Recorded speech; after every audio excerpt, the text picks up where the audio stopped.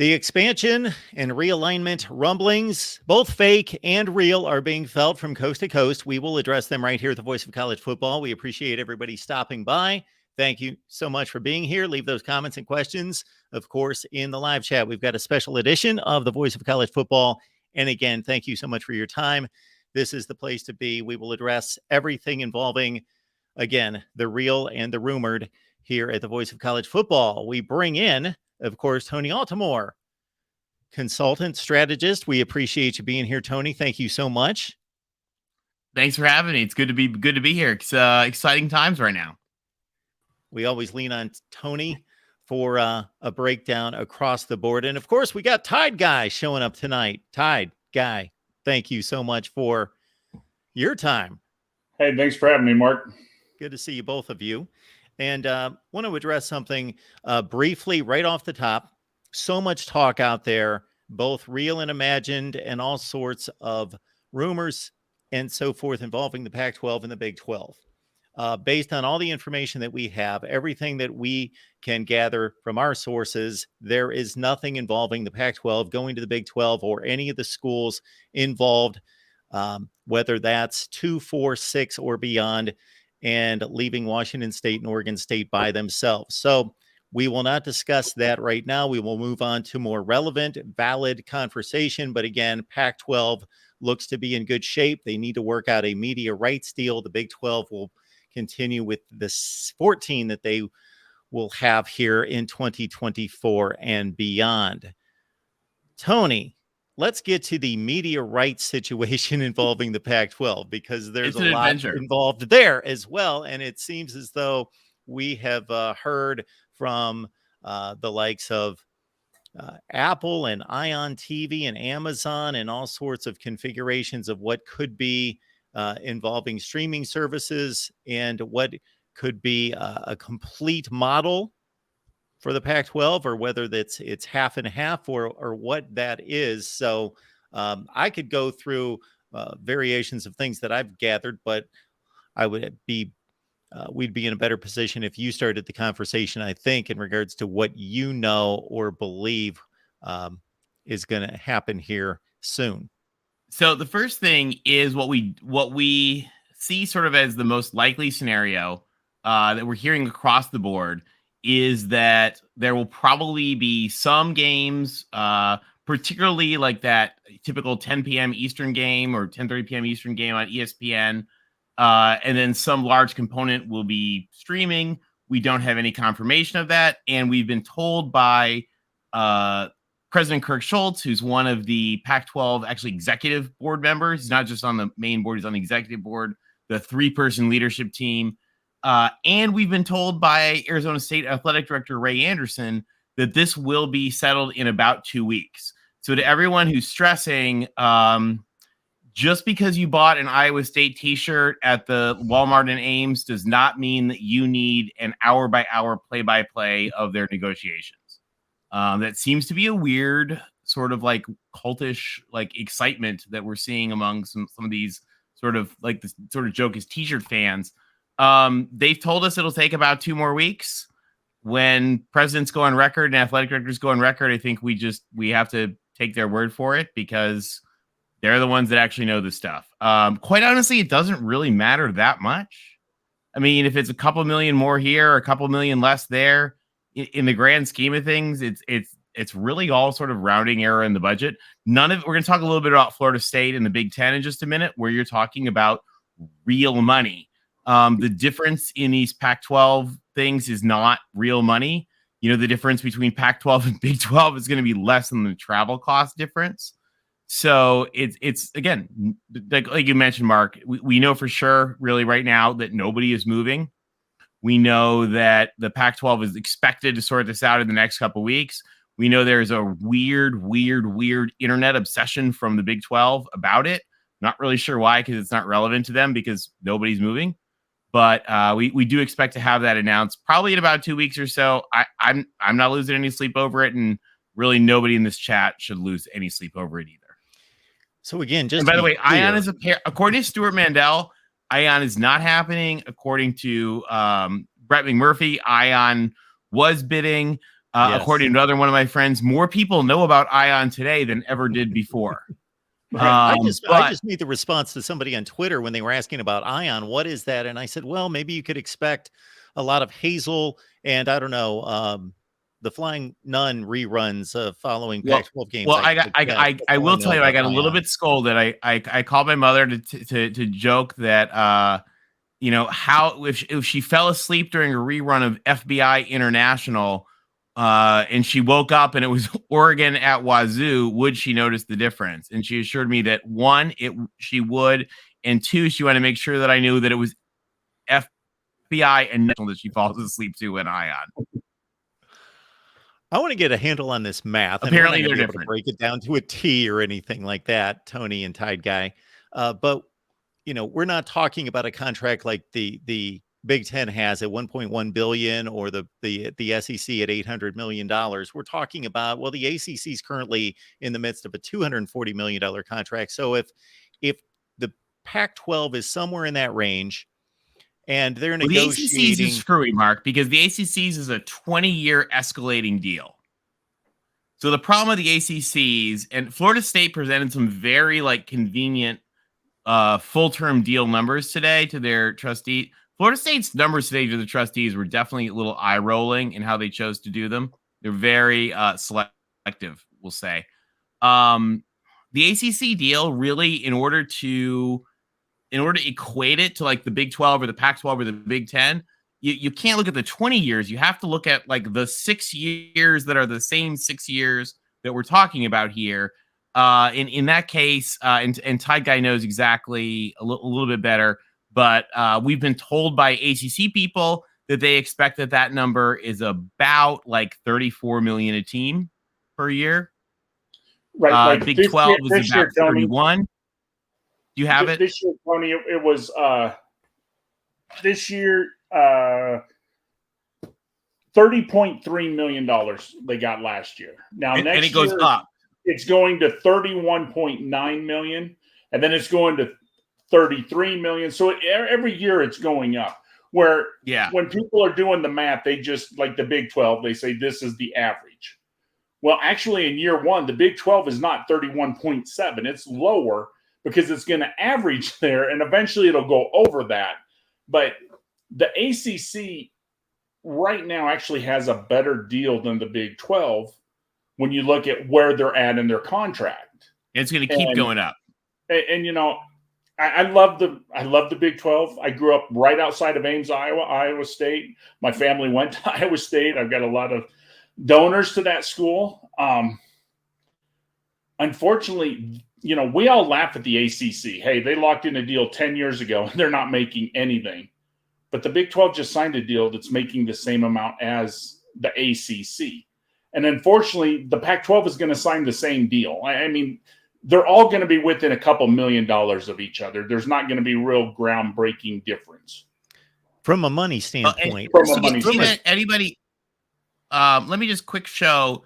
So we don't know what the Pac-12 was going to be. This is a slide, Mark, that we've used on your show for a while. This is when the rumors were that they had turned down an offer that was about 25 to 30. We don't know exactly what it was. So, with the Pac-12, again, we've heard that number is going to be 25. We've heard that number is going to be 29. We've heard that number is going to be 34. We don't know what it's going to be. It doesn't really matter because it's all going to be sort of rounding error differences. You have two mothership deals here, and then you have three much smaller ones that are $30 million behind.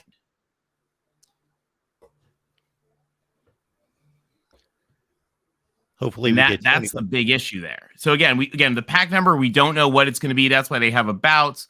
And by the way, the extra 20 million you see there, that is to try to account for about what we expect schools to have with the new playoff. The new playoff is not negotiated yet, so we don't know exactly what it's going to be.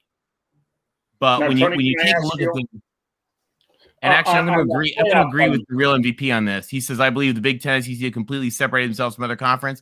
They have." And let me show you guys real quick something else. I was actually working with somebody else on this. This is actually this is very much in draft, guys. It's not done, but we were just trying to look at I really shouldn't be showing this on the screen. But where are games going to be played? Like I said, we're literally just building this slide right now. And what I thought was really interesting is if you take a look at it, the Big Ten and the SEC and the ACC are going to dominate the day.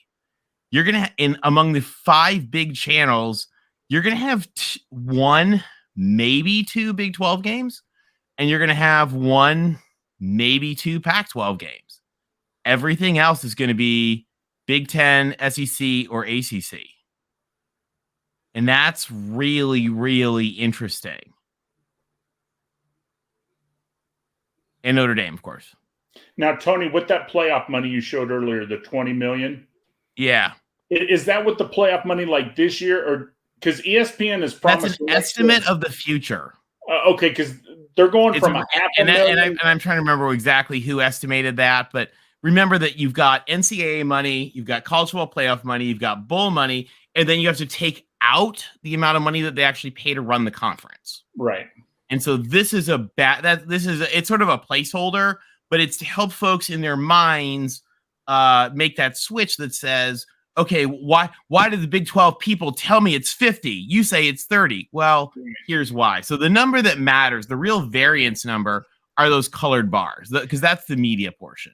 And that's where you start to see, like we talked, like they talked about today with the Florida State trustees, right? ACC's inflation number. No, the Big 12's numbers. This is what they are. This is actually their future deal. So yeah, rivaled media. Just so you know, this is actually their future deal. I wonder if the Big 12 and the Pac-12 guys is going to look to more of a Thursday and Friday night model to try to get a national audience on those nights and kind of kick out the group of 5 in the American Conference from those games that they typically play. And again, we don't know what that's going to be. It's going to come out in 2 weeks. It's really not worth the effort to like sort it out. Wet Blanket, Ion actually has better distribution apparently than ESPN. So they say. I don't know. Ask my mother, because that's where you watch FBI at night and fall asleep with the dog until I wake you up with a phone call. Now, Tony, the problem with Tuesday night games or Thursday night games is about 5 weeks into the season. The NFL. Here comes the NFL goes in there, So I mean, you really don't want to compete against those boys. Yeah, and again, we don't know what they're going to do. I don't think it's. I realize it's the voice of college football. That's what we do. Yes, rival media. This includes this. Yes, rival media. I hate to tell you that these are the correct numbers. So please stop telling people incorrect information. My advice would be to play 7 o'clock games on Thursday night with an 8:30 NFL game being played. Right. It's not a bad idea. You've got a chance to hold an audience if you've got really good games at that point, and you get away from this mess on Saturday to a certain extent. Rival media, just a sec. Hey, I really want you to stop telling people incorrect information. No, 32 million is the average. So it's actually the average of those 6 years, because it's actually a short-term deal. So the average is 31.7 million. So we have 32 here. It's not going to rise closer to 40. It doesn't get that high. I'm curious, Tony, about Ion's. It would be nice. It would be nice if it did, but it doesn't. Tony, it maxes out at 35. I thought 35. Is that what it is? Okay, I knew it. It didn't have. It doesn't have a huge. The ACC one, guys, has a much higher average grade. Yeah. Now, Florida State, though, Florida State pulled a little bit of a fast one if you look at their numbers, because today they were showing their trustees the average over the whole time. It's like, okay, guys, that was then. This is look forward. I always try to do research on Ion here, because the cable universe, last I remember, is around 113 million. I'm sorry. The TV universe is around 113 million homes.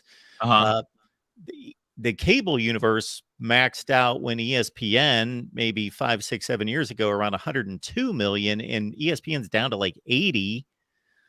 A lot of cord cutting. And Ion, I'm going to have to look into if they're in that range as well. Maybe there's some potential there. Maybe somebody's found something that's a hidden gem. Well, here's the funny thing, Mark. Do you know who used to work for or maybe Ion just wanted people to look up their channel. Yeah. Do you guys know who used to work for Cats Broadcasting, who owns Ion TV? I don't know. The brand new Big 12 commissioner. Okay. Look it up. You find that interesting, Tony? You know, we talk about stuff, but yeah, I mean, that was brought up today that, yeah, he actually used to work for that company. And all of a sudden that company said to, you know, be in negotiations with the Pac-12. I just thought that was a little funny. Well, my favorite was somebody today was saying, well, you know, the Pac-12 does know what they're doing. They should look at something like Hulu. Do you know who the first CEO of Hulu was? George Kliakov. Yeah.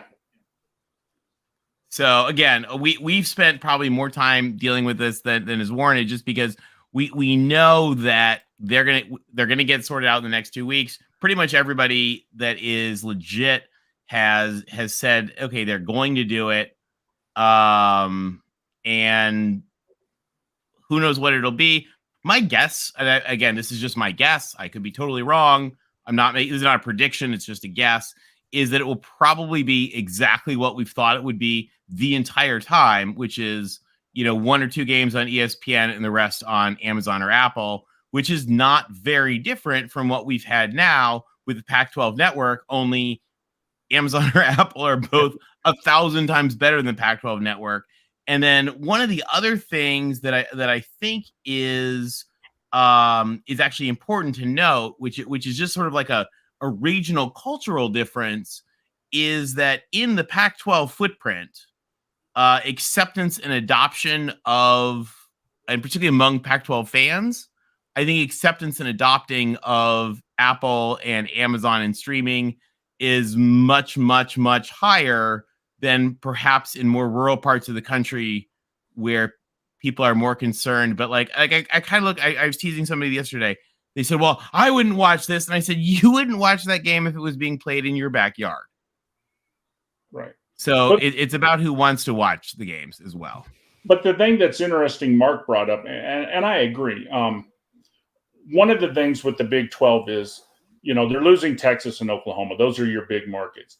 The Big 12, really top to bottom, is going to be one of the best conferences. I mean, there's going to be some great games, but they can't compete on Saturday with other big games. So if you could throw the game on Thursday night, they're going to get a lot higher ratings. They're going to get a lot more views, because there are some matchups in the Big 12 that are coming up that would be great to watch. But unfortunately, if Alabama's playing or USC's playing or someone else is playing, you're not going to get to watch, you know, you're not going to watch that.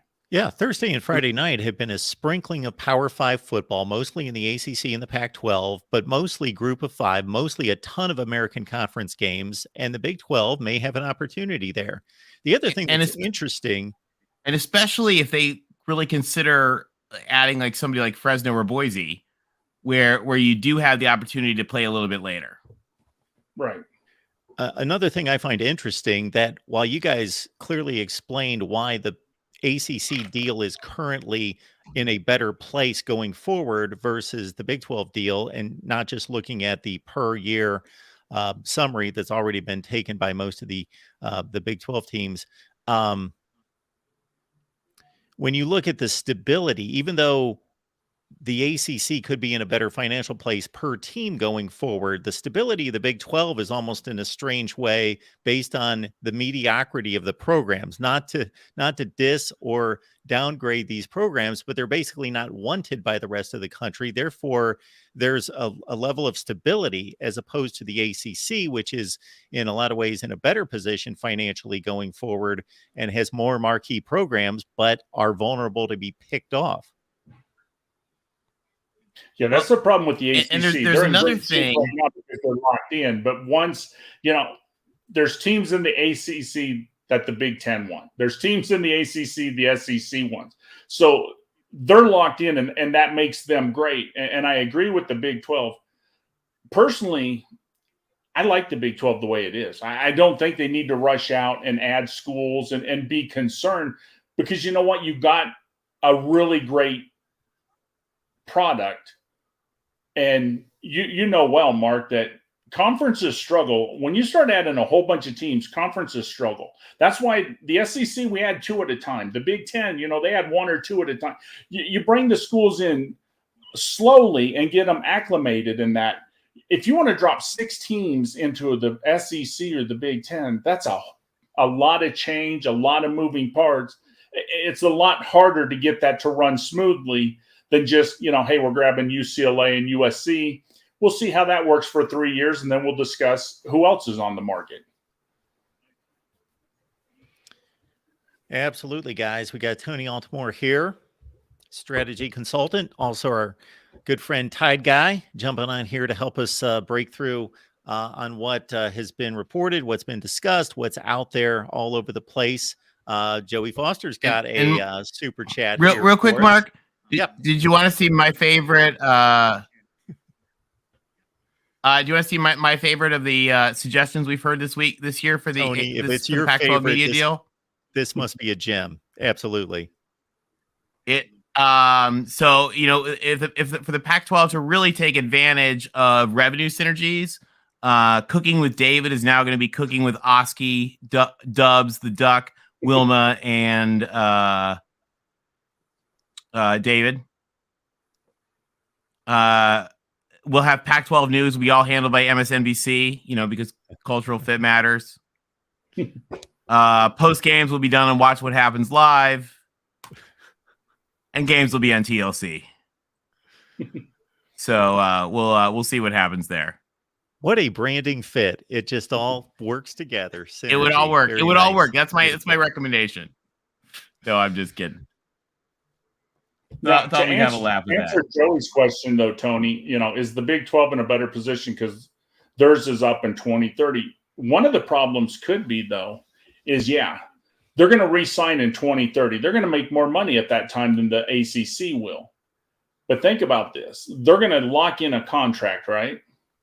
And they might try to grab a team or two. But what happens 5 years later if the ACC starts to fall apart? They're locked into a contract. It's going to be a little harder to pick up teams if your contract is, midway through versus like the Big Ten picked up when they were almost done. The SEC only had 2 years left, or 3 years left before we added a team. So it's good to be first, but there's also sometimes it's not so good to be first.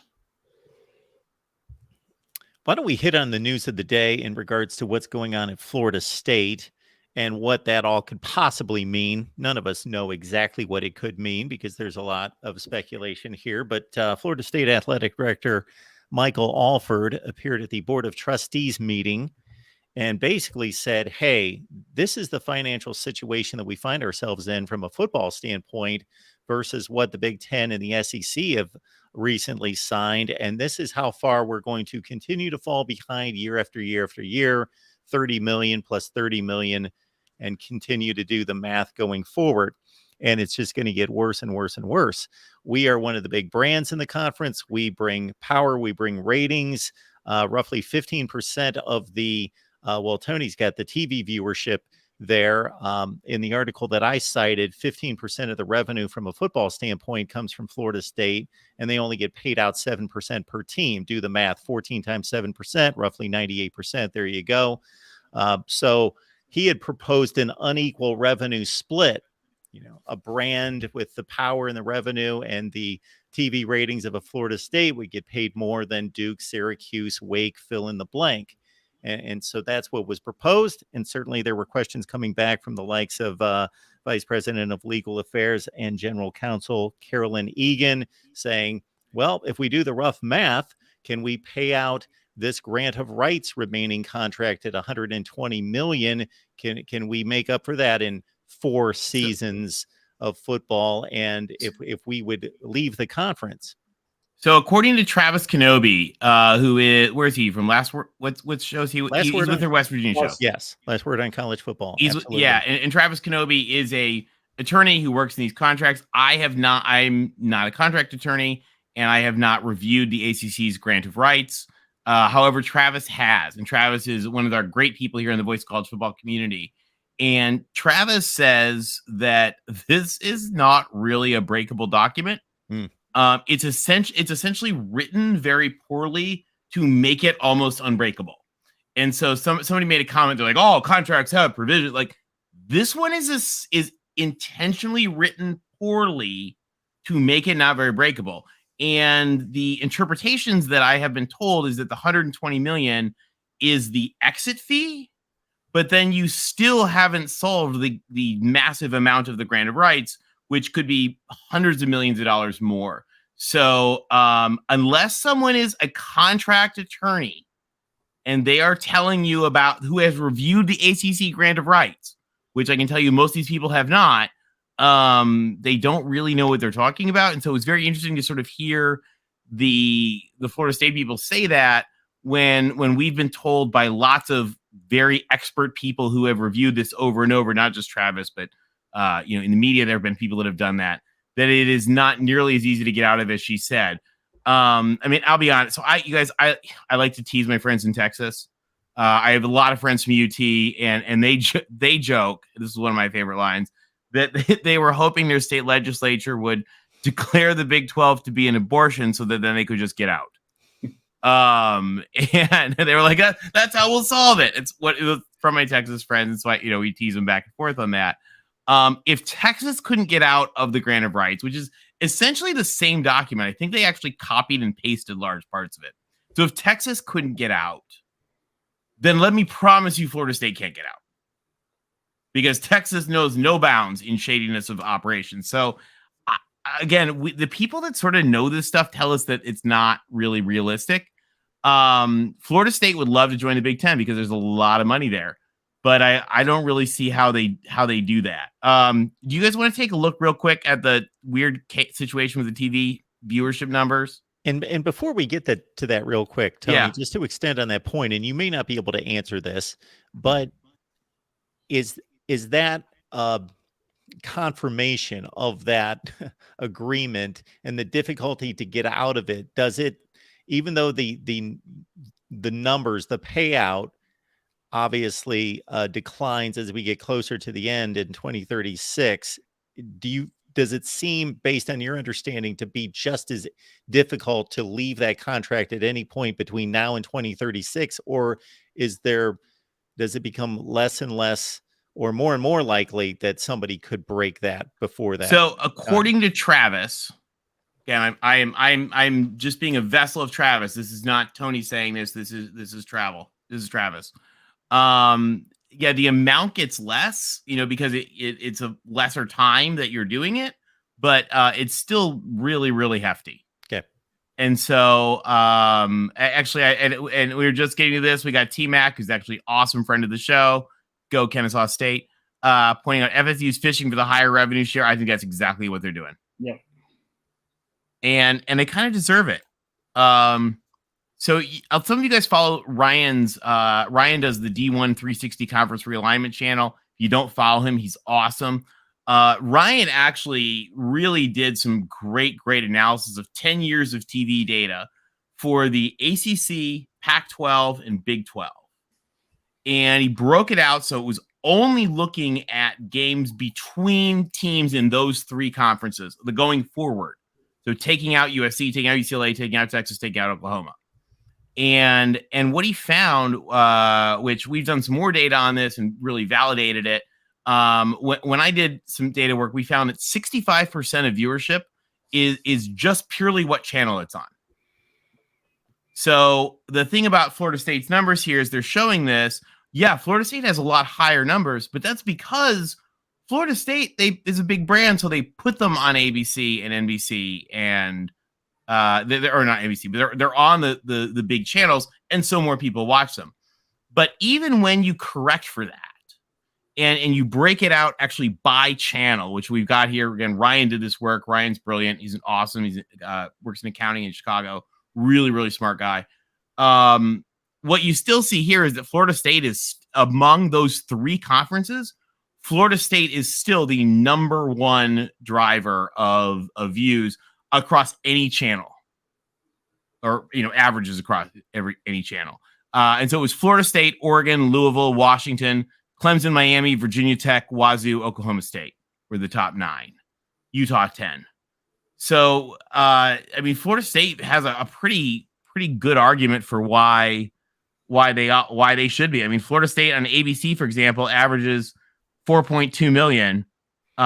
You get down, Oklahoma State's 4, next in the Big 12, Kansas State's 2.9, West Virginia's 3. So you start to see some drops.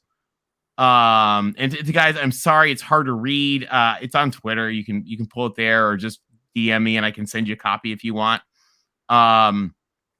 But it is, Florida State is number one, really, even when you control for channel. So they certainly have a really good argument for why they should have more money if they can get it. Very key in all of that is that I noticed that they had a huge advantage on ESPNU. But it actually does show that even when they're on ESPNU, that they almost pull a 1 rating. It's a 0.83 versus everybody else considerably down from that, 30-40% less. No, it really is, and it's a big thing. And in Louisville, of course, this was looking at 10 years of data. So Louisville was really successful in that. So I was actually I'm impressed overall by the Louisville TV data. And you have to know that it just kills Florida State to make that much less money than Florida. That's what's killing it. I mean, it's getting to them that there's such a big gap. And the one thing I believe, some people are reporting, well, Florida State now, they won out of the ACC. They want to go to. They're about 4 years too soon to want to break away, because they really have hopes of joining the Big Ten. They've got AAU coming. They've applied. It sounds like they're going to be getting it, and that's, what the Big Ten is looking for. They don't have that right now. So will the Big Ten, if Florida State were to get out, let's say miraculously, I don't think the Big Ten takes them. I think they stick to their guns about AAU, and I think that's why Florida State is just using this now as, let's get some unequal revenue sharing. Let's close the gap a little bit. It's not going to, they're not going to make the whole 30 million up. Maybe they make 5-10 million up, and they carry on for another 8 to 10 years. Well, and the other thing too is there are, if the ACC were to lose a couple teams, there are some really good brands that would like to join. Yeah, where are you going? There are actually some pretty Tulane? good schools and some good. I mean, look at Connecticut. Connecticut. God, they fell into the depths of football nightmares, but they've climbed their way out of it. They were in a bowl. Jim Moore, the Fighting Moors. They went to a bowl this year. Connecticut's a phenomenal school, a very ACC school in a huge market, the tri-state market there. So if certainly losing Florida State would be just a giant kick in the teeth, very similar to the Big 12 losing Oklahoma and Texas, very similar to the Pac-12 losing USC and UCLA. If the SEC lost, say, Florida State and Clemson, it would be really, really painful. Or the ACC, but they would survive, and they'd probably be very similar to what you see right now with the Pac-12 and the Big 12. It's all said and done now, so it's not worth debating. But I posted a video like 5 years ago and said, ACC, why don't you go get UCF? Would that not have been a good move? Well, the question mark, which is the same question, by the way, that we've talked about on your show about Fresno State, is as long as you have Miami and Florida State, UCF and USF are like just redundant. But if you're worried about losing Miami and Florida State, then Central Florida and South Florida are really, really great schools to have. I feel the same way about Fresno State. If you're worried about Stanford going to the Big Ten in the next 5 or 10 years, then I would add Fresno State. So let's say the grant of rights is everything that we've just said it is, and the ACC's not in a great position in competing with the Big Ten and the SEC, obviously, but in better condition than it appears per average than the Big 12. What in the world would the ACC be working on for the next 12 years to think, this is our deadline? What can we possibly do to safeguard ourselves in the next? We got 12 years to figure it out. Right. Well, I think one of the issues is the college football playoff. So, for example, everybody's going to be looking what happens to Texas, Oklahoma, USC, and UCLA. And is life grand, or does life get really hard? Does Oklahoma have more of these like 6-loss seasons now that they're in the SEC? And if they do, all of a sudden the SEC might not be as fun a thought for Clemson or for Florida State. Well, see, and that's my question with Clemson. I mean, I'm not going to talk bad about Clemson. It's a wonderful school, but they're the big dog in a little, they're the big fish in a little pond. Do they want to be, just the average side fish in a giant pond, because you look at the SEC and we've had 5 teams win national championships in the last 15 years. I mean, it's not just a Bama. It's not just a Georgia. I mean, Auburn, who I hate, can come up and win a championship, and LSU can win a championship. Florida can win a championship, and now you're bringing in Oklahoma, who's, a blue blood. You're bringing in Texas. There's 2 more teams that are blue bloods that are going to compete. And does Clemson want to get into the water with all those big fish? People don't like to hear this, that want parity. And of course, the Big Ten's got a chance in this, but take Vandy, just assume they're the worst. And I know for a couple weeks, they weren't necessarily the worst. I played enough Axis and Allies to know when 2 superpowers surround you. Surrender. Nice one. Take Vandy out of let's go from the bottom up. Take Vandy out of the equation. And then I'm thinking, even though Missouri's played better than the 13th best team, and they're really, from a recruiting standpoint, they're in a tough spot. Put them at 13. After that, like who's your weak link? Mississippi State, who just went 9-4. It's just South Carolina, Mississippi State, Arkansas, and Kentucky. They're all teams that could win 10 games next year. You don't know, I mean, especially because they play 7 convents. I knew Tony would take advantage of that. Yes, a couple FCS schools. Yes. But think back, Mark. What was it? Fan. I'm sorry, Tide Guy. Tony, if we're talking over, I'm sorry, Tony. If we're talking over fans, you, I say that with love. You're Tony. We totally missed your comeback there. You were breaking up. We deliver it again. Am I freezing up? Yes. Tony, we need to hear your comeback on the SEC. I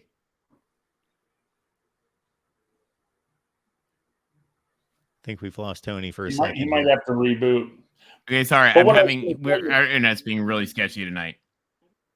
What I was going to tell you, Mark, is, Missouri, we put them at number 13, but what was it, like 10 years ago? They won the SEC East 2 years back to back. So, I mean, yep. You hop into that pond, no matter who you are, it's going to be tough. All right, Tony. Everybody's been waiting for your SEC comeback. Definitely. We missed it. And I know it's I was just teasing. I was just making you said Mississippi State wins 10 games. I said, yeah, it's because they play 7 orphanages and nun convents. We were just making a joke about those wonderful November games against such powerhouses as Furman and Austin P. I'm just teasing. Tony, I'm going to say this again. Just because your mommy and daddy didn't teach you to eat your dessert at the end and you have your cupcake to begin the meal, us Southern boys, we wait until the end of the season to have our cupcake once the dinner is done. Hey, as long as, the other thing, here's the other thing that I've always said as well, is that, like, as much as we want to rip on that, like, as long as we're not penalizing it, like, what are they doing it wrong, or should we need to actually fix the whole thing? We're not penalizing it. Said, but making fun of our lousy internet. Ion TV connection. Well done. Yeah, exactly. I like it. The other thing we're not penalizing is Michigan getting out of 2 years of playing UCLA and played nobody. I mean, you talk about orphanages. Nobody. For 2 consecutive years. Except, Mark, how about this? Michigan got out of playing UCLA for 2 years and now may play UCLA forever. Yes. Like, is that the best college football karma of the year, or what, guys, if that actually happens? And that's why a lot of people pinned some conspiracy theorists on the Ohio State canceling of the Washington series. So I'll pick on the Buckeyes as well. They ditched Washington home and home in 24 and 25, and they're not going to be playing anybody in 2024. But we've put ourselves in a situation where these teams can go out and make their own non-conference schedules. Therefore, they don't have to play anyone. And so we've also heard rumors, Mark. I don't know if these are true or not, because I don't talk to anybody like inside the Big Ten, so I don't know if any of these are true or not. But there were a lot of internet rumors the other day that they're going to kick off that Big Ten schedule with what was it? I think I was reading it. They thought the Big Ten was just going to like open the season to just rock it out with Nebraska, Penn State, Michigan, UCLA, and Ohio State in the Coliseum on that NBC night game. Wow, that'd be an awesome day of football. Could that be a day of football? Wow. And that was going to be like the Big Ten kickoff was going to have like Michigan in the Rose Bowl and Ohio State in the Coliseum. Again, I don't know if that's true or not. I'm not in the know on those, but that would just be that would be a day of football. And that would also certainly explain why they weren't going to go to Seattle a week beforehand. Well, and see what worries me, Mark, is we're scheduled to play each other 2027, 2028. Mm-hmm. We come to Ohio State. And I think it's a travesty that Ohio State's never been to Tuscaloosa or Birmingham, and we've never been to the Shoe. Either way. I mean, how do you have two major blue bloods, top three winning all time, and we never played each other outside of a bowl game? Or, the blue bloods need to circle a little more and play at each other's stadiums and, get these games going. But they have less and less incentive to do so. And that's the unfortunate thing, because they don't need to. Right. That's why we need a governing body involved to schedule for the teams, for the schools. Take it out of the schools' hands. Yeah. Jason, thank you so much. Jason's going full launch of Notre Dame, Washington, Oregon, Stanford, Florida State, and Clemson to the Big Ten. Again. As I think I said on Twitter the other day, Oregon would be about my 47th team that I would recommend to the Big Ten. I don't know, guys. One of the questions, and this is where, we could all talk for all night about this, but how big should the conference be? Are we playing British Empire? Are we playing Risk? Are we playing Manifest Destiny? Or are we trying to run a conference? So far, no conference has ever succeeded in history before that was as large as the Big Ten and the SEC. Mm-hmm. So, is this and 16 has really good elements of scheduling because you can do the 3-6-6 model. There's a lot of things that work really well. When you start getting bigger, you start having issues, and there's I think going to be a question that both the SEC and the Big Ten have decided to take a pause on to say, do we want to be any bigger? And if so, how much more? Yeah. And so, if you think, okay, maybe they would say 18, maybe you'd say 20, who would you take next? And if you think about the Big Ten standpoint, we're hearing Florida State, Miami. We've heard Duke, North Carolina, Virginia. We've heard Oregon, Washington, Stanford, Cal. I'll tell you, on that list, Oregon to me would be last. Well, and you never mentioned, Tony, that would be the very first one is Notre Dame's eventually Notre Dame decision. Notre Dame's eventually.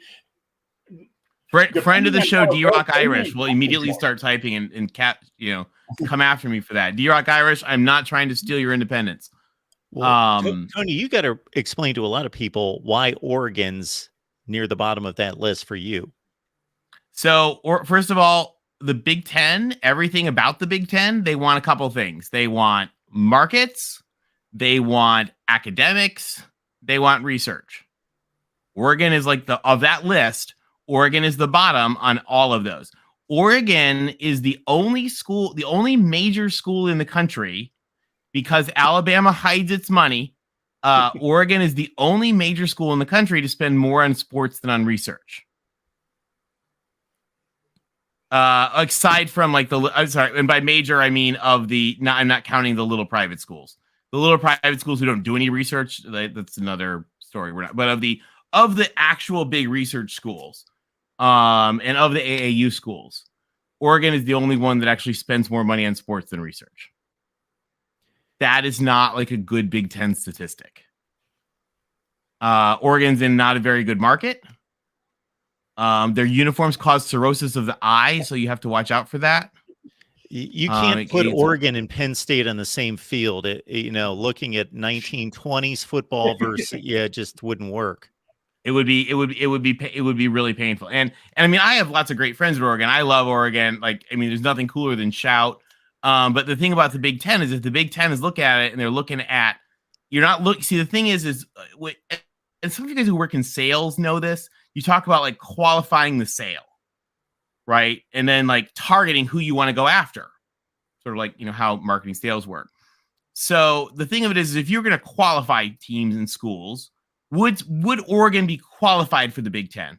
Absolutely. Oregon's an AAU member. It's a state flagship institution. It's a great school, has some tradition, amazing fans, amazing facilities, all this. But so you say, okay, the thing about the Big Ten is when you go to qualify teams for the Big Ten, there's about 15 teams that you would qualify. And Oregon is maybe number 9, number 8 on that list.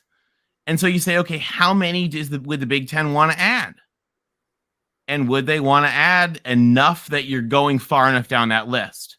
And that's a question. And by the way, right now, the number of how many the Big Ten wants to add is 0. And also, I mean, the West Coast, USC and UCLA have never liked Oregon. In fact, if USC and UCLA historically had their way, Oregon would have been left to die in the woods and join to be in the Mountain West today. But and UCLA wanted their vote back, and there's all kinds of trouble with that. Tony, to get back to one of your earlier points, and Tide Guy, you were saying the same thing in regards to when does a conference get too large? When all of this was going down in the Big Ten right after USC and UCLA, and everyone had their number of theories, I went with didn't predict this was going to happen in any way, but said, hey, let's open it up for Notre Dame to the Big Ten, Washington, Oregon, Florida State, Miami. I went with 21 teams, which of course I got a bunch of hate mail telling me how stupid I was because there was no way that the Big Ten would have a conference with an odd number of teams like they did with 11 with Penn State added to the Big Ten from 1993 to 2014. Or 9 between Chicago and Michigan State. Absolutely. That was a point. So that's what people were picking on, that I had an uneven number of teams. But anyway, to both of your points, working out, trying to vet out, I went with a division system of 3 divisions and 7 teams per division, but working out how many times would these teams play each other to make it valid. Number 2, do we run into situations where 2 teams could tie and not play each other, and you don't know how to figure out who's going to compete for conference championships? These conferences, if they get any larger, they will have to have their own mini playoff system within the conference to determine who then goes to the playoffs. Well, and I mean, the big joke that people said is they were like, what if the Big Ten went up to 20? And then we could maybe have two 10-team divisions, one in the Pacific and one in the Midwest. And the champions could play each other maybe on January 1st. What would that be like? And so, again, when we talk about, and guys, I'm not ripping on Oregon because I love Oregon, but I'm just saying, if you had to pick, do you pick Oregon or do you pick Stanford or Duke or Florida State? Oregon starts to fall down, and that doesn't even, and Harry, we can talk later if you want, just message me or whatever. We'll do a show sometime. We'll talk about Oregon's wild history, but,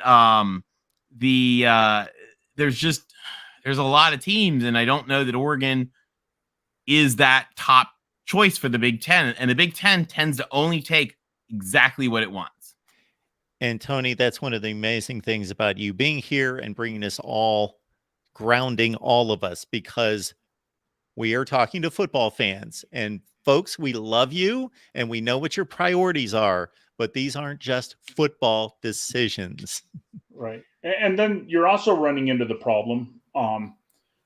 Okay, we're at 16 teams now. So if we go to 20 teams, what does the pie look like? I mean, there's a number where you're going to start losing money, and you guys know Ohio State already said, we don't want to add no more. We're not going to lose any money. And Iowa come out and said, yeah, we're not voting for anybody else if it's going to cost us money. You know, this is the share we got. We're not going back. And, you know, the thing I would hate as an SEC fan, and I mean, all conferences have it, but, you know, I have Tennessee as the most hated rival for Alabama. I know everybody says Auburn, but it's really, you know, Tennessee. Us old guys hate Tennessee. It's Tennessee. You know, but we got Auburn too. And now LSU for the last 20 years has been a great rival because they've been really competitive, really good. That's been a good game.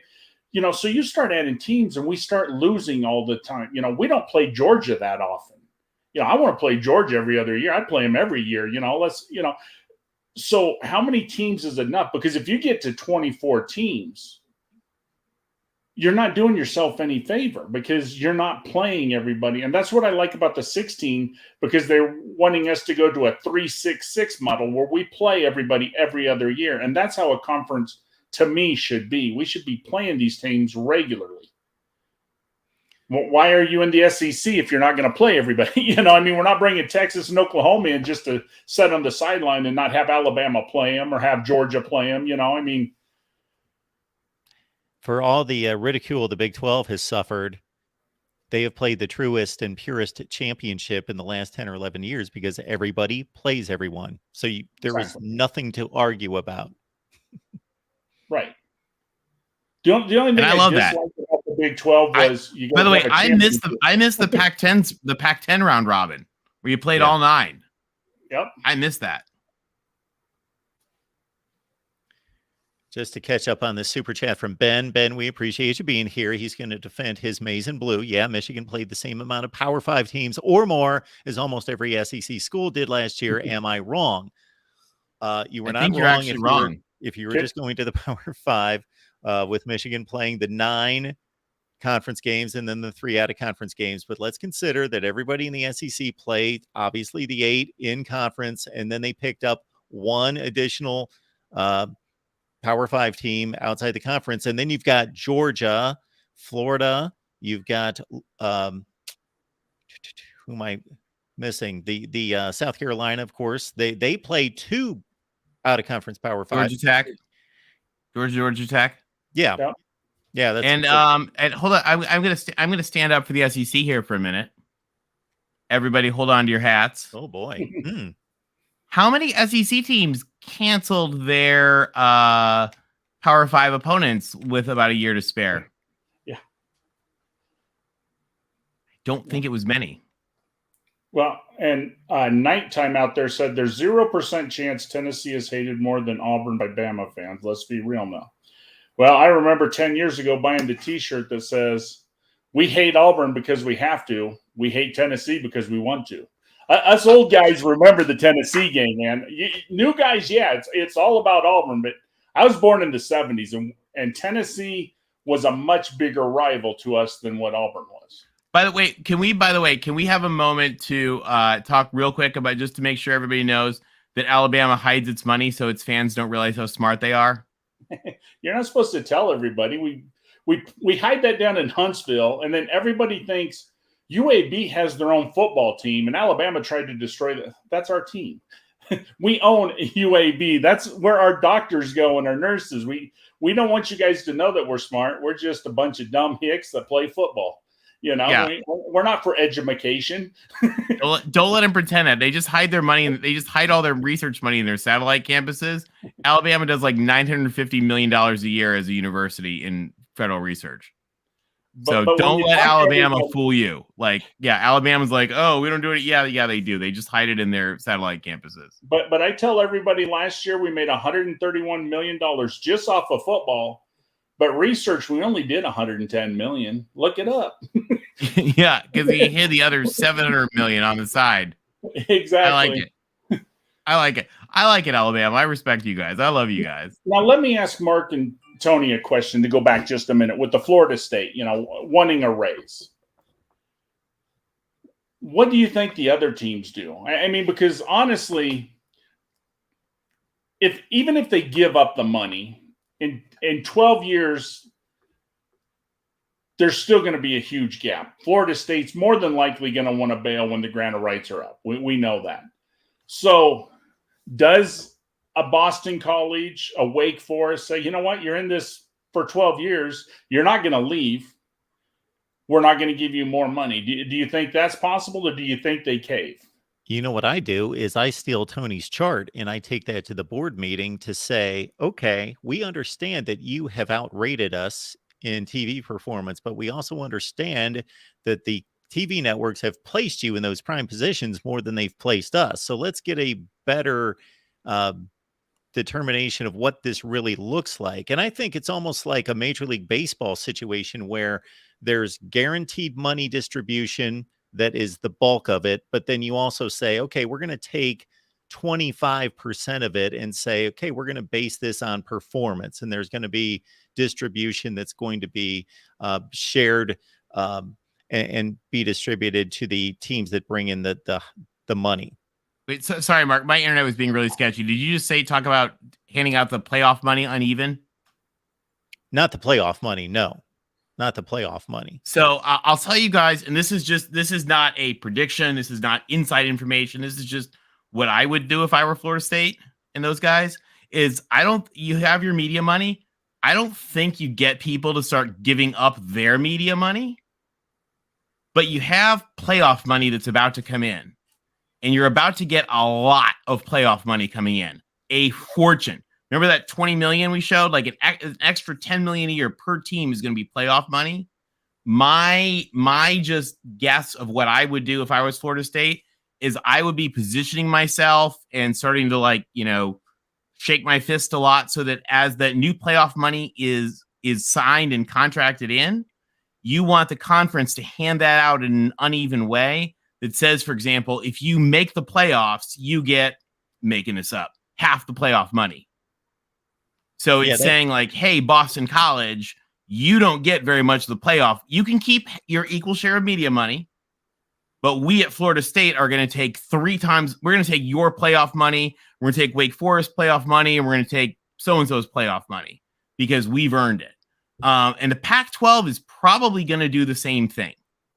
Because remember, the Pac-12 guys had the whole successful era of the Pac-12 from 1959 until Larry Scott screwed the pooch in 2012. The Pac-12 had uneven revenue distribution based on your wins and number of times on TV. So what I would think that Florida State is setting up for here is to say they're not going to get people to give up the money that they're already due.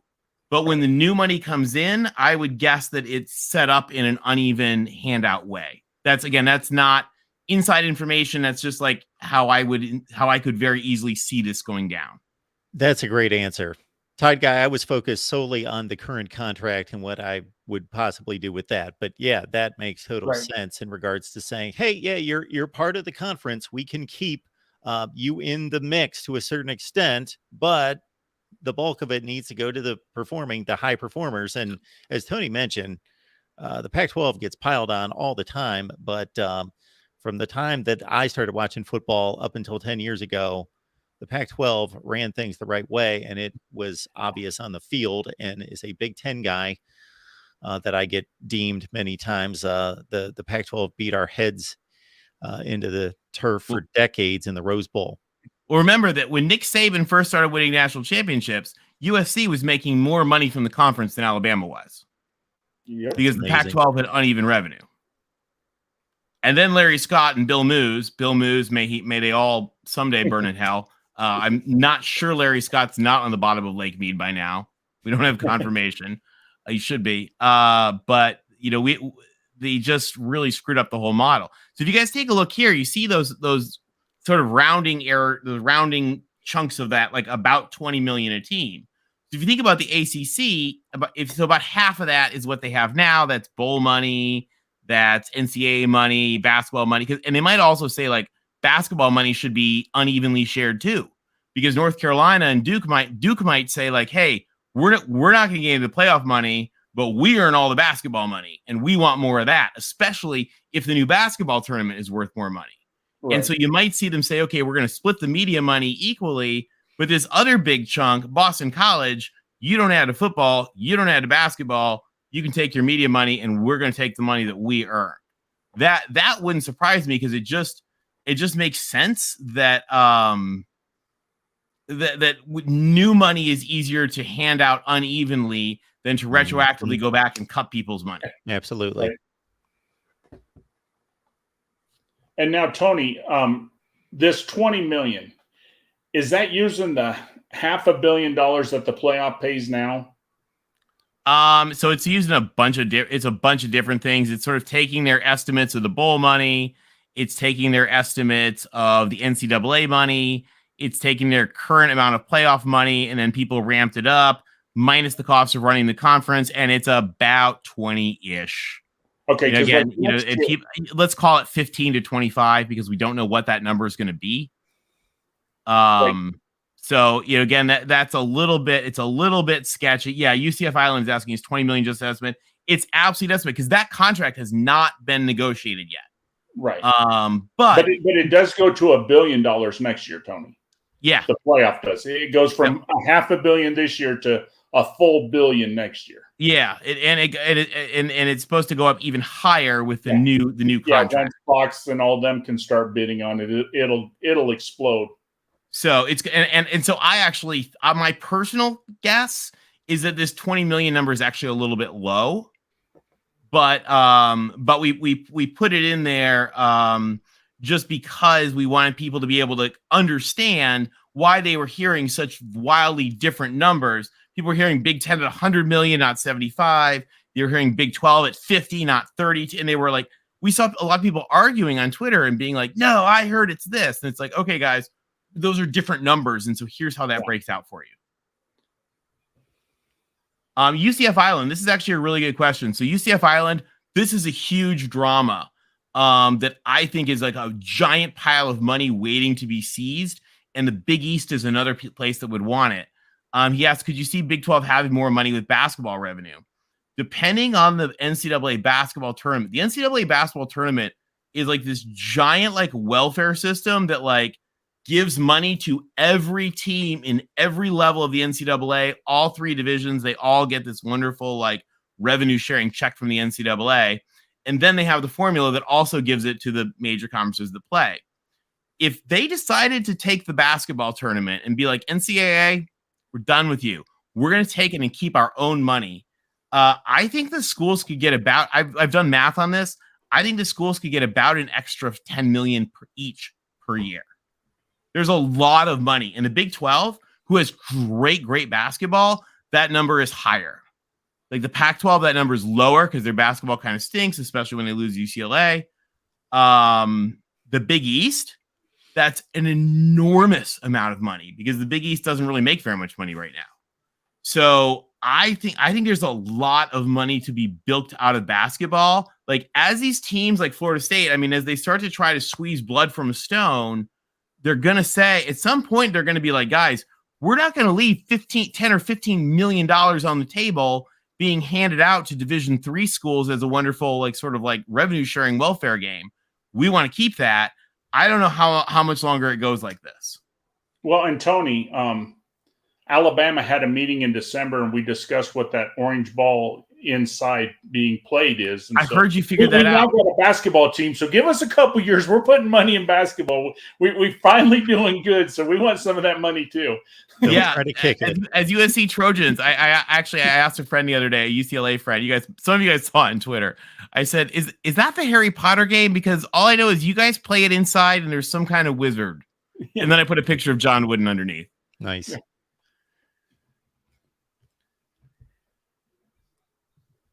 Super chat coming in from a and actually, sorry, go ahead with that. Just want to get this real quick, Tony, before your next point. LBC Trojan, appreciate you being here.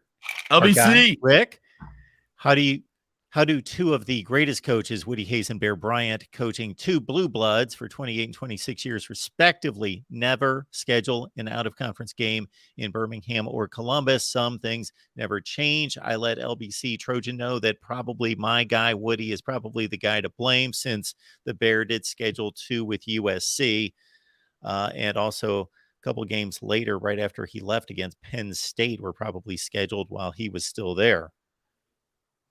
Yeah, no, I think it's a travesty, and I don't blame Ohio State any more than anybody. You know, I mean, why haven't we played each other out of conference? You know, and to me, it just makes sense. You have two blue bloods like that. You know, you guys need to come down now to Tuscaloosa, and we need to get to the shoe and see the different stadiums. I mean, you guys have an awesome stadium. We need to go to.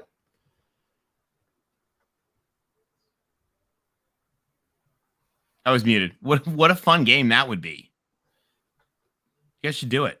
Yeah, no, we're scheduled. We're going to the shoe 2027. We're scheduled, and then they come to Tuscaloosa in 2028. So that ought to be fun. And sorry guys, I can't see everything. One of the UCF guys had asked a little while ago about the basketball thing. Supposedly their conference has a belief that basketball valuations overall are going to rise quicker than football. I don't know. That's the Big East believed that in the 70s and 80s and was wrong. In the 90s, they were wrong. I guess that could be true. If it is, then they're trying to place some bets in that area that's a really good revenue growth area. Basketball is something like about 10 to 15% of your football revenue. Yeah. So your overall media package is basketball is about 10 or 15%, depending on the conference. For somebody like the Big East, of course, it's 100%, yeah, right, or 90%. And so it's a whole different revenue model. That's why the Big East had all those problems. I don't know. I would be very hesitant to add the Big East teams if I were those guys, because the Big East, since 1979, the Big East never made a good strategic decision. So I'm not sure I really want those teams in the room, like voting on my students if I'm the Big 12. But I understand their thoughts on that. I might add Gonzaga before I added any of the Big East teams, other than UConn. UConn is like the hidden gem of realignment that I don't think anybody's talking about. And why would that be? Why are phenomenal. I try to find a chart on it. Phenomenal school. Amazing basketball, really good sports overall, and they just sort of fell out here. Actually, let me just put this up. So this is from our pack show. So guys, I apologize, we didn't make like all new slides for this. We're sort of recycling. But if you take a look here, you can see UConn here between Washington and SMU in terms of academic rank, and then like their research would be what, like 4th in the Big 12. Yeah. I mean, UConn's a great school. And it's also a lot of really rich sports history. They just have had like 10 years of really bad football, but they were pretty good before that. So if Jim Mora can keep that turnaround going, and they're in the tri-state market, right outside of New York City, I don't see it's hard to imagine a better pick. If you sort of look at, who's on the board realignment wise, the only two better schools than UConn are Rice and Tulane. And UConn is a much better academic school. It's a state flagship schools. Do you guys in the chat, do you guys understand the advantage of state flagship schools? There is like a very, very important cultural element in every state of the flagship university. It's usually where the medical school and the law school, it's where the governors went and the lawyers and all the business executives. I mean, it has like a very important cultural element of that state that is just absolutely critical for that state. And so even if like the academics are not like Ole Miss, for example, like their numbers are like their rankings and stuff are a little low, Ole Miss is a really important school. And so that's the real advantage to state flagship schools, which UConn is one of. And it's one of those reasons that I think UConn would just be really, really great for anybody. They have stunk in football, but they quickly turned that around. One of the things, guys, that may fend off a lot of this Big 12, Pac-12 talk going back and forth and all the rumors signing the deal spread. That could be it. The signed deal. The signed deal. Come on, guys. Let's get it done. That's what I keep saying. A signed deal that may include the two newcomers, San Diego State and SMU. But Tony, you've certainly laid out something the last time we had you on that gives good reason to why that announcement may be played up bigger at the opportune time. Yeah, I mean, so the thing is you do this on parallel for something like this. You do it on parallel tracks. Like you're negotiating the media deal while you're arranging the expansion, and then you sort of lock in the media deal with the options of the expansion, and like where you actually have to put the final pen to paper first or second is kind of irrelevant, because you've reached the point of done on both of them when you get to there. I'll tell you, so we based on the people that we've talked to, because you guys, if you don't watch our Pac-12 show, it's a lot of fun. We'd love to have you guys. We continue to project that the Pac-12 will add San Diego State and SMU. That could change, because again, it's like we're viewing it as like an election projection. We have done our analysis. The people we've talked to, we believe that it is going to happen. However, something wacky could go wrong and it doesn't happen, but we're quite confident that it will. But we could be wrong. It's a projection. It would be suboptimal. We'd be feel a little like, oh, sorry guys, but if we were wrong. But like I said, we're pretty confident that it's going to happen. And honestly, if you're betting on it, SMU would be more likely to not sign than San Diego State. San Diego State's pretty much a lock. Oh no, they're both. But I'm saying though, if something wacky's going to happen, odds are it'd be SMU, not so much San Diego State. I mean, the thing about San Diego State is the Pac-12 strategically has to fill that giant gaping hole in Southern California. The southernmost California school is in Palo Alto, and that is, I mean, if you line, what does Palo Alto line up with? Like Champaign, Illinois? Like if you go over, or something, and that's the southernmost point. Yeah, I don't know. It may not be Champaign. Some geography dork is going to angrily type in the comments wherever it is. It's up there. And so, from that standpoint, they have to have the school there. San Diego State is a great school. One of the things, remember, so some of you guys don't know this about San Diego State, under the California Higher Education Plan of 1960, created by Cal, the Cal State schools do not give PhDs. So they have a new program, like they just started, like, I don't know, 2 months ago, where San Diego State can give like 5 or 10 of them a year or something, which is nothing. It's just like a little smidgen. So San Diego State PhD students are actually dual enrolled at UC San Diego, and UC San Diego gets credit for all their PhD-ness. And that's actually a component of rankings. So for example, San Diego State has a more elite admissions rate. It's a more elite admission like school to get into than anybody in the Big 12, even though they're ranked below like Kansas, for example. So just because Kansas gives PhDs and San Diego State doesn't, so it's like, oh, how many did you give when they do calculate the rankings? And the answer is 0, so their ranking falls a little bit. When you adjust for that, San Diego State usually is ranked, instead of being like number 150, is usually ranked like something like in the 60s. Like it's a great school. So it's a really good ad for the Pac-12. It makes you got to fill that hole in California. SMU is, I joke, like, where could you find a terribly obnoxious, arrogant school to replace USC in a big city? Oh, wait, I found one. Who's willing to pay their players? Oh, we found one. Anyway, I just think that they're great. They're both great ads. And again, everything we've been told, it looks like it's pretty much all systems go. Well, and I don't know if it's been announced yet or not, but once SMU does sign with the Pac-12, Pontiac is going to be an endorser of the Pac-12. They're going to bring out their Trans Am again, and all the players' families are going to be able to drive Trans Ams out to the West Coast to watch their sons play. Okay, you guys know the Stanford band is going to try to replace all their white Ford Broncos that they borrow every year with gold Trans Ams.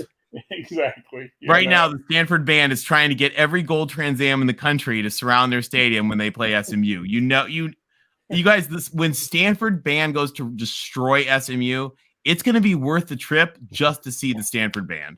Exactly. Yes, the Stanford SMU rivalry. And SMU, whatever they have, that like it's like the Disneyland Dixieland band or whatever. It's just Stanford is going to shred it. It's going to be amazing. I can't wait to see. Super chats we got to get to here. We've got John Tell, good to see you, man. Finally, Hey, Tony's John. back. I need you to whisper sweet pack nothings into my ear. The Big 12 folks are killing me with their propaganda. It's fan fiction. Think of it as fan fiction. Appreciate that, John. We got Shoelace Sooner on the line. Speaking of Big 12, SEC actually. 365 Sports had someone on saying the offers for the Pac-12 have been between 22 and 25 million per team. Sorry if already discussed. Yeah, we talked about that. Shoelace Sooner, we talked about that a little bit. We're not sure what it is. We're really sure that whoever, as Brett Yormark calls Dennis Dodd on a daily basis to type things for him, that they don't know what it is. But we don't know what it is either. We're not really that stressed out about it because whatever it is, it's not enough for teams to move. And for example, every single of the Pac-12 CEOs has literally signed on the line that they are not moving. They put out their little message. The athletic directors of the schools that the fan fiction people think might be interested have every single one of them shut it down. We've had leaked booster emails shutting it down. I mean, nobody's moving. It's a cute fan fiction idea, but it's just not happening. And again, like I said, you hear this ridiculousness in these little fan fiction forums where they talk about Oregon and Washington, and I joke, as soon as you say the O word to the Big Ten, that's when you know that literally you might as well be talking about Martians because Oregon's not going to the Big Ten. No. So as soon as people talk about that, okay, well then that's just not happening. So we can move on. I mean, again, it's and people have told me, they were like, oh no, it's not lies, it's fan fiction. And I'm like, okay, well, and Tony, remind me again, through all the realignments, 47 teams have switched conferences. Out of the 47, how many went to a lower academic conference? None. No university. And I mean, and I've gotten some just raging nitwits that hit me up about this, trying to argue about the 3.5 weeks when Texas A&M did this and when just stupidness. Yeah, but of the 5 power conferences since 1930, there have been almost 50 realignment moves. A couple went independent, a couple regretted going independent, but no one has ever directly downgraded into an academically less prestigious conference. Because again, remember guys, these aren't USFL teams, they're universities. Right. And because they're universities, no one has ever downgraded to an less academically prestigious conference. It hasn't happened in the power conferences anyway. Right. And has anybody heard from Swanee ever? I know they didn't have the forward pass when they left the SEC, but has anybody reached out to them since they left? There's a couple interesting ones, and although somebody called me out on the one that's a little bit debatable. There's 2 that are a little debatable. One particularly, which was which was not a move but a declined move, which was that Northwestern did turn down actually Army and Navy did too. Northwestern, Army, and Navy turned down the Ivy League in 1982.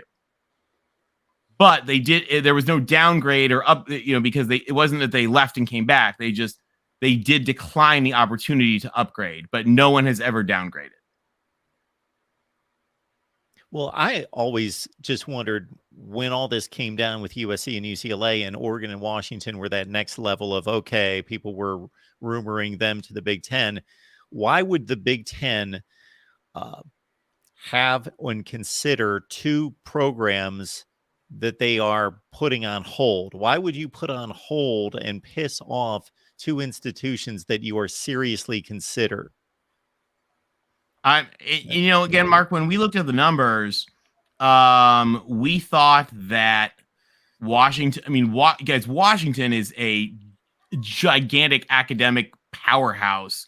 Washington is a Big Ten school. Washington has the loudest crowd, or the second loudest crowd, depending on your argument, whatever. I will call it the loudest crowd in the country. They have that spectacular it's a giant Gothic campus, completely filled with blossoming cherry trees. It's the most incredible place in the world. Phenomenal school, big health system. Everything about Washington is out of this world. It is kind of up there. Like Seattle's far from San Francisco. Used to be a 24-hour train ride. So it's just, who knows exactly, but you could definitely see Washington before Oregon.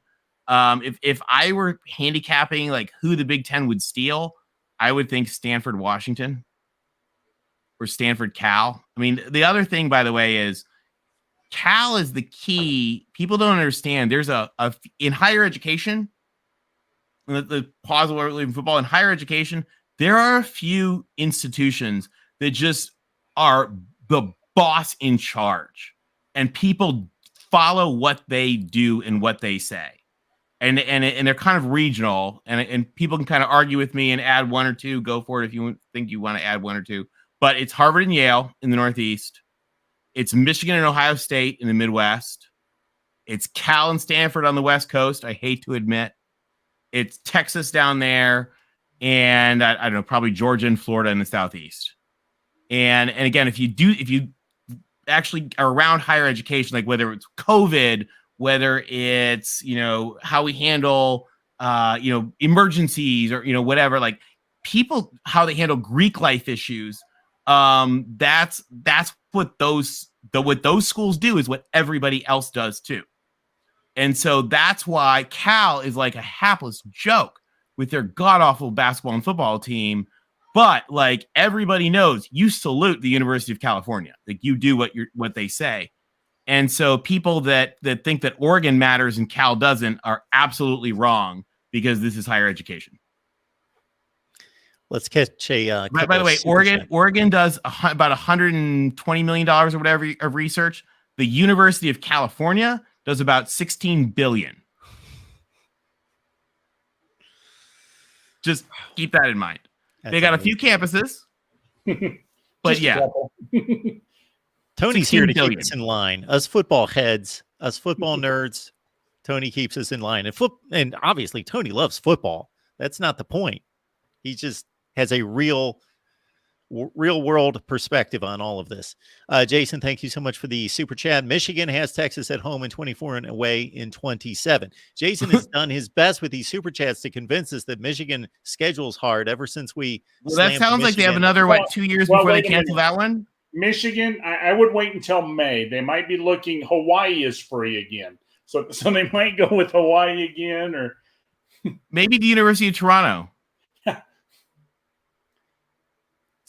Ben lets us know here that 5 out of the 5 major AIs agree Michigan is the best college football school to be a fan of.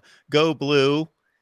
This message is brought to you by ChatGPT. We can't argue. We can't argue with ChatGPT. Ben, you made a comment earlier. Wasn't he the one earlier who said they played the same amount of Power 5 as the SEC? I think I was reading the other day in Winsipedia that Michigan, all-time winning leader, you have 20 more wins than we do, but you've played 64 more FBS schools than Alabama. So, that's 5 years of nothing but FBS schools that you played. LBC, here he is. USC AD Mike Bone ordered the Code Red to go to the Big Ten and brought little bro UCLA with them. No way Oregon, a.k.a. Lieutenant Weinberg, gets an invite to the Big Ten. Best movie analogy of the day right there. Best movie analogy of the day. Exactly. Well done, LBC. John coming back. I caught you, Tide Guy. Fell asleep just now. On us, you're falling asleep, John? Come on. Yeah. Shoelace back at us. Appreciate you being here, guys. Can you explain how a school's research, academic prowess, etc., are related to being in a conference? Absolutely. And it has to do with brand and with partnerships. So a lot of the conferences actually do like research partnerships, for example, but the big area that it affects is your brand. So I mean, you sort of, your parents said, oh, you are who you hang out with. Well, that actually is sort of true in higher education. And there's a million studies to prove it. And anybody who tells you that that's not true is full of crap. Now, there are some amazing institutions that are like in some lower conferences. Buffalo, Rice, Tulane, and I mean, and they do fine. But what they found over and over again is that when you upgrade into a more elite category of conference, whether it's the Ivy League, whether it's the Big Ten, whether it's, Florida State going to the ACC, that's part of how you brand yourself. Florida State went from saying we're an independent and we hang out with, these random whoever's to saying, okay, now we're in the ACC. We hang out with Duke, North Carolina, Virginia, Florida. Everything about Florida State's metrics went up. Now, Florida State, again, they're doing that intentionally. It's not they just farted around and they happen to go up. It's because they're making an alignment with their brand and they're intermingling together with those institutions. And I mean, again, it's just it has like 100% correlation. It's not an accident. And so again, you looked at that with Colorado and Utah. Colorado and Utah are both researchers up 50% since joining the Pac-12. Yeah, because Colorado now does what, $300 million a year more in research. Colorado does about $300 million a year more in the Pac-12 than they did in the Big 12. And Utah is at $250 million a year more. So I mean, that we're not talking, a couple million here or there, and that's what we try to get through the Big 12 fans. Well, they can come over and play football and make $5 million more. Yeah, but they're in the Pac-12 and they're making $250 million more in research. Yeah, $250 million. Now, the thing about some of the because the Big 12 has some great schools that actually just don't do a lot of research. TCU does like $10 million a year in research. It's nothing. Yeah. So for a school like TCU, the difference in football money is big. For a school like Baylor, the difference in football money is big. Now let's also look at Baylor because do you know how much we talk about Colorado? Now Baylor has had an amazing president, just visionary leader. She's amazing. She solved that school out of the nightmares of everything. And Baylor in 10 years, their research is up something like 390%. So because it was so small, it was nothing. It was like 10 million, and now it's like 40 or something like that, or 15 to 40 or something. Tony, so, do you want to answer this question? It's not the only way, but it certainly has an enormous correlation. And for Oklahoma, for example, Oklahoma is a state. We talked about the importance of state flagship schools. Oklahoma is a great school. It is a state flagship school. It's enormously important to the state of Oklahoma. And going into the SEC tries to pretend like they don't care about academics. Again, like we talked about Alabama, every single school, 100% of the schools that the SEC has added in expansion were either AAU members and or state flagship schools. Since they started in 1932, they have only added flagship schools and AAU members. Tony, you're ruining our bad reputation. Come on now. I know. I'm ruining your bad reputation because we don't do education down there, dang it. The SEC has stricter admission standards than the ACC or the Pac-12. Don't let them fool you. They try to hide it. They don't want anybody to know. Here's a good question. You can answer this or I will. Shoelace Sooner asked, if Utah goes to the Big 12, does the $250 million go away? No, but they will lose some shared research they have from the Pac-12. Well, and they'll have more trouble recruiting faculty. That's the big thing, because the big thing is it's the faculty that bring it in. The faculty want the brand association.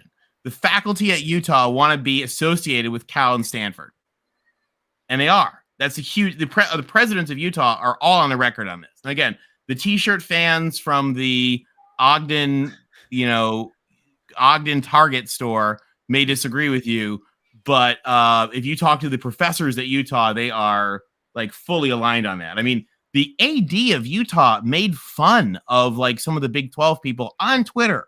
He made fun of this nonsense about Utah leaving. And like when the AD makes fun of it, you need to listen. Tony, being the historian. Hey, Tony, being the historian that you are and talking about how important conference affiliation is, I'm guessing that this conference affiliation is even more important and more connected now because of technology being what it is. It is. Well, so for example, the Big Ten, Mark, I don't know if you know this, the Big Ten actually the Big Ten combines all of its purchasing. The Big Ten combines its libraries. the Big Ten combines the Big Ten combining purchasing that dwarfs the money in sports. Yeah, and they're saving more money off things like car rental and buying paper than they are, the sports money.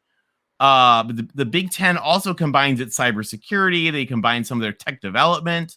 All of this is combined in the Big Ten, and it's a huge thing. And there's some dolt that's going to like put like about 50 comments on your thing, Mark. I guess it'll help your metrics, where he'll argue that doesn't matter. But I got news for you, it matters.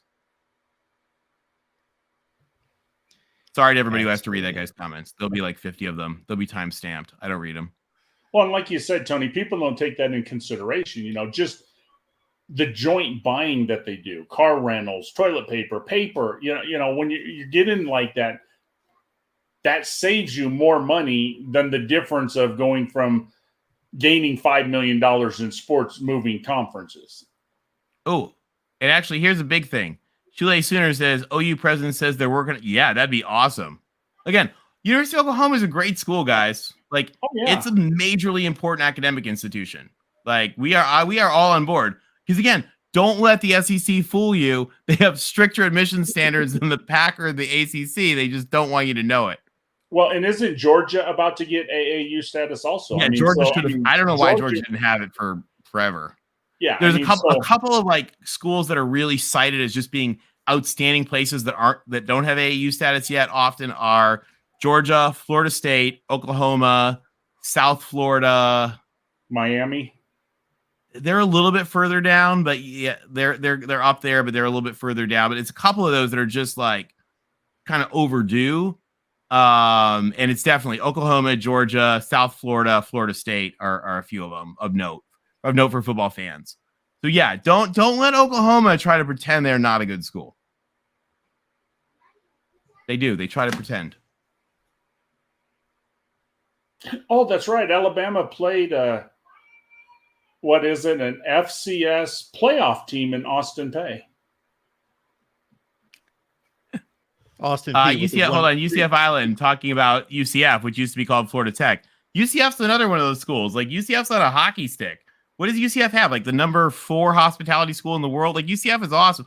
Some of you guys that don't remember, we did a whole show when the Big 12 stuff was going on with Mark, and we talked about this. Like, UCF's a great school. Like, they're doing really great things. They have some of the most vile people in all of Twitter, but they're a really, really, really great school. You're getting the vile portion of just about every fan base out there, Tony. I do. They come after me. And I'm like, guys, I literally blasted your trumpet last year. Tony is a Twitter magnet for weirdos. I don't know what it is about on Twitter, but they love Tony on Twitter. Some of them do. Some of them do not. Tony exposes but there's frauds some of them are just, they get nasty and I just hit block. It's like, okay, if you... Well, it's like, hey, if you don't want to read it, then I'll free you of having to read it. I don't know why people love like reading things they don't like. So I just help them not have to hear it. All right, folks, we appreciate you being here, the voice of college football. We got Tony Altimore here, of course, strategy consultant, and Tide Guy joined us tonight to give the SEC and the national perspective as well that he provides. Good to have both of you along to, on a day in which it was just another day, but a pretty rampant day of rumors and information in slices out there and threads of truth, and also discussions at Florida State and elsewhere that maybe lead us in one direction or another to be interpreted. Whether that's a conference move or more likely power play by Florida State in trying to strong arm the ACC into demanding what they believe that they are worth going forward with a new college football playoff coming in 2024.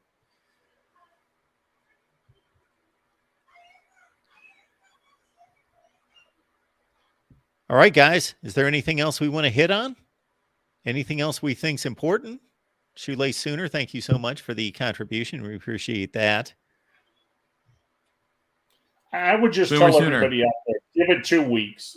Like Tony said, I know you're going to hear breaking news for the next 2 weeks that, this is coming, this is going, this, and you're going to hear all kinds of things, like the Hallmark Channel has now turned down the Pac-12 and, stuff like that. But give it a couple weeks. The contract's going to get signed. And even in reality, let's say it's the worst case scenario for the Pac-12. And they do sign a $25 million contract. And the Big 12 laughs at them because we're making $6 million a year more. It's still not enough to get Arizona and Arizona State to switch conferences. I'm sorry to say. The Pac-12 will live at least another 7 years. Now, in 7 years, maybe the Big 10 decides they want more teams, and then things will change. But I think conference, the way you see it today, there's just going to be very minimal changes as far as San Diego State, SMU, maybe the Big 12 goes after Gonzaga or someone like that, but I don't see big news coming. Gumby Too Sexy's got the real news. Now, I'm glad we got this in. Just in, Croatia Technical University to the Pac-12. Now that Mark, you can bank on. Mark, you mispronounced that. It's Croatia. Because the joke on my show was I do trivia and Jeopardy, and we had somebody who was cheating, and they looked up the answer and they mispronounced Croatian. They called it Croatia. So everybody on my channel uses that as much as they can. It gave everybody a hint that it was that they might have Googled it. Yeah, they might have Googled it just a little. They might have Googled it with Croatia. Yeah, actually, there's Tim Prangley reminding us Croatia. Yeah. That's a lesson for all of us. If you're going to cheat, yeah, don't only look up the answer, look up pronunciation. It is important. And thank you, Jared. We appreciate it. Thanks for joining us. Thank you so much for that. All right.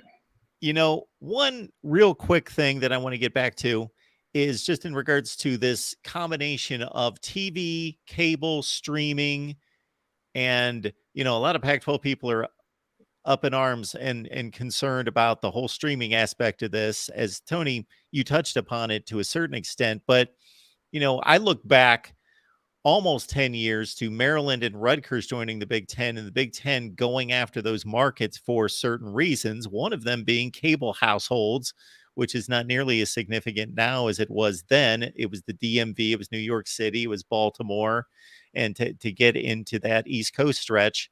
And here we are 9 years later, and the Pac-12 is throwing out all these streaming, and depending on your age, depending on your technical ability out there, some people are right in line with that. Others are like, what in the world are they doing? Why would they want to touch streaming? Well, we've seen the NFL go to Amazon just here in the last 2 football seasons, and we see it more and more, and it's more and more of our daily lives. Do you guys think that there is a perfect, well, of course, we'll never know a perfect one, but in negotiating and in trying to map out what is best for this conference, the Pac-12 going forward, between staying in the old model and moving forward to the new model? Well, I would argue that the Pac-12 has a little bit of advantage in that their market and their audience is much more adept at this, quite honestly, than some other parts of the country. I actually had a fascinating discussion with somebody who's an awesome fan of the Sun Belt Conference.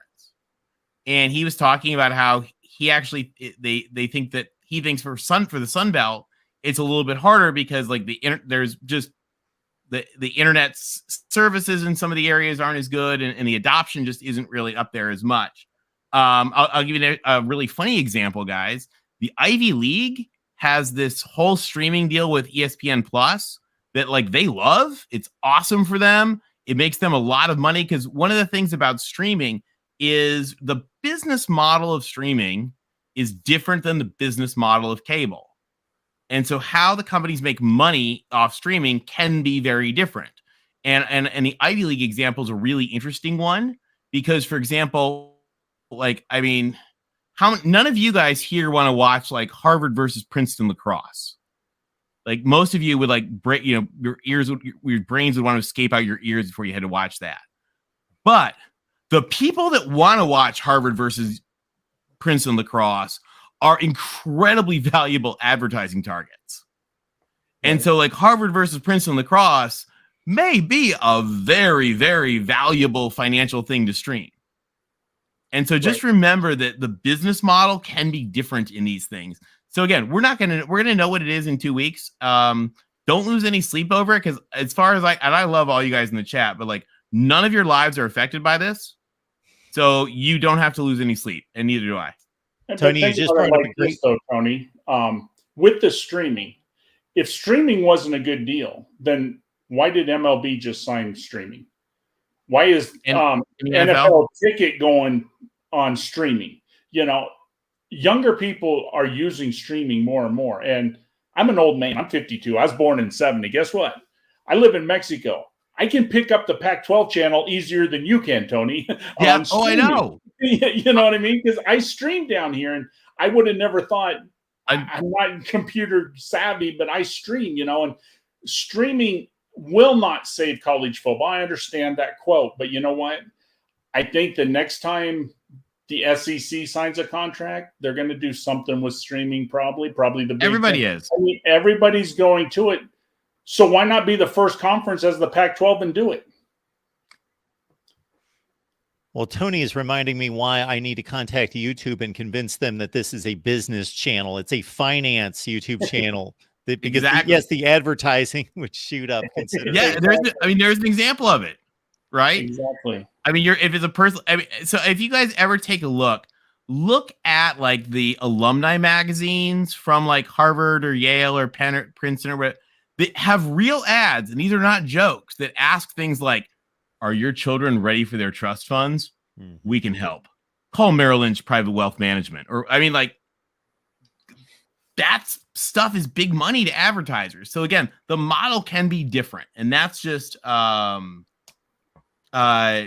a whole other thing. Yeah, actually, LBC points out, Ty Guy, you do get it much easier than me. I am only able to watch the Pac-12 network because like one of my parents' vacation condos or whatever gets it like through their HOA, and I can log in and pretend to be my mom, and I can watch the Pac-12 network.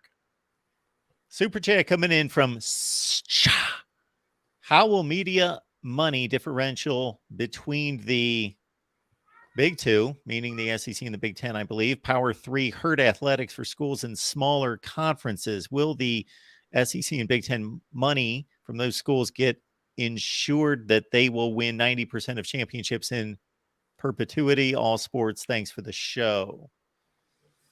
Well, I think USC and UCLA moving to the Big Ten is really going to help in the championship race, because UCLA and USC win a lot of, you know, Olympic sports championships. Well, so do Stanford, Oklahoma State. Where was Shule Sooner in the chat? I haven't been watching the chat. Oklahoma State wins a ton. Oklahoma State, yeah. Another school. Don't let Oklahoma State fool you. Oklahoma State is like 5th or something in all-time national championships. Yeah.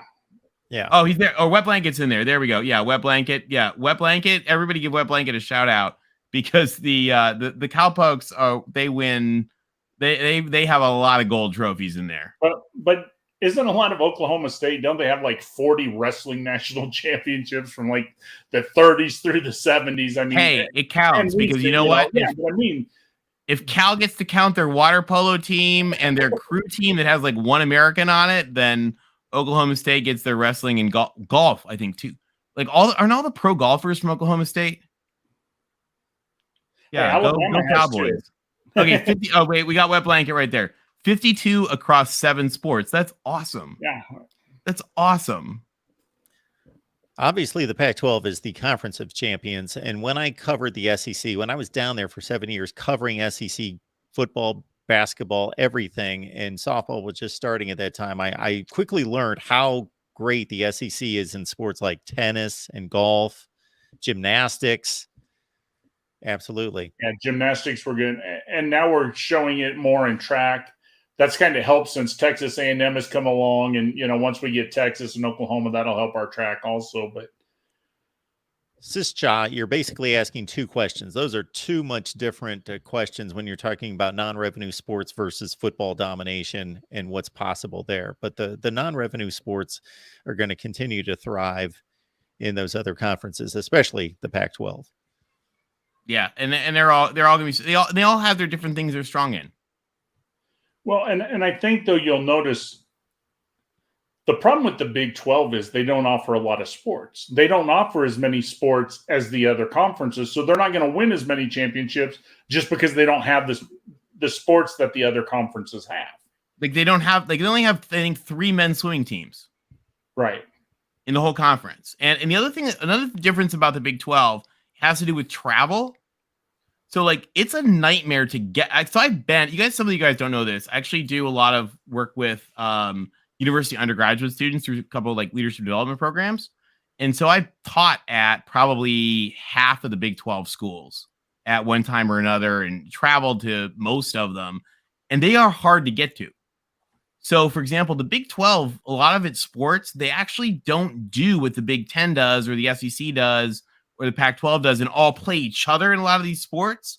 Like in track, for example, they just have at the end, swimming, they just have like at the end of the year, there's a meet, one Big 12 meet. And the rest of the season, you just schedule your own, whoever you want.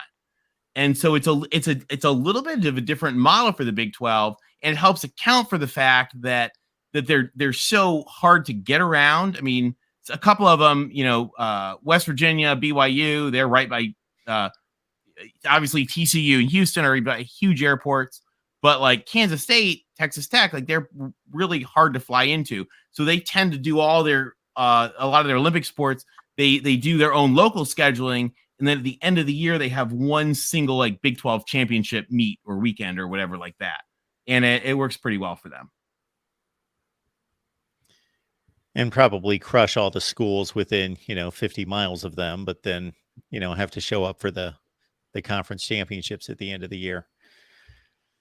Phenomenal stuff. Tony, thank you so much for being here. Tony, if there's anything that you need to communicate and let people know what you're up to and where you can be found, maybe you don't need to communicate to people where you need to be found. Yeah, a few of you could stand to pretend I'm in the witness protection program. Tide Guy. Let's all get to Tide Guy's channel and support him.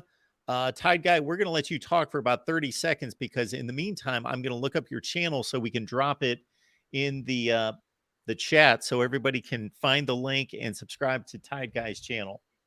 All right. On Tuesday night, we do a Jeopardy. Sometimes it's a sports Jeopardy. Sometimes it's first round is sports Jeopardy and then just regular Jeopardy.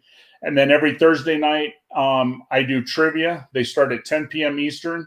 And then Monday, Wednesday, and Friday, we just do a throw together Jeopardy at 10 p.m. or trivia where, if you want to come in and read a card, I got a whole bunch of different trivia games, different questions and that. And it's just a whole bunch of people in the Discord that just hang out. We talk a lot of sports and just laugh and have a good time. And don't be afraid to come on. If you only get one question right or no question right, it happens to all of us. And it's just a lot of fun to hang out. Folks, it simply helps the channel if you just hit the like button on the way out. And we also got a super chat in here from Jason. If I can find it, I don't know that I can. I thought I just saw it drop. Jason, if I can't post it, we do appreciate you. And thank you for all the Michigan arguments that you provided us tonight. Thank you so much for that. And now, Mark. Yes.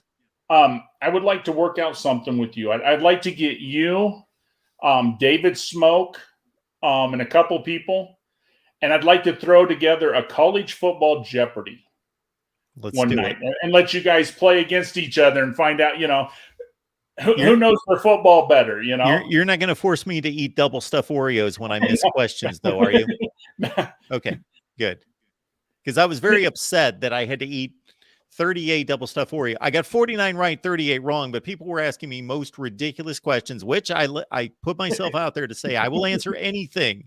If you ask me, who led the Pac-12 in rushing in 1972, hey, he'll know. It's up to me. He'll know. That was probably Anthony Davis, but I will be able to. So I put myself up to that challenge. But yeah, absolutely, let's do it. That would be a whole lot of fun. Tony, you're amazing. Thank you so much for all that you do. Thanks, Mark. Fight on. See you soon. Tide Guy, appreciate you being here as always. Hey, thanks And for having me. we've got tons of great stuff in store here at the Voice of College Football. So just keep those notifications on and that community page, and we will keep you updated day by day. Most notably on Monday night, a state of the Voice of College Football coming up at 6 p.m. Eastern Time, talking about the channel. Nothing for once about college football, just all channel talk and what we envision here for our future at the Voice of College Football. All right, everyone, we will see you soon. Thanks for being here.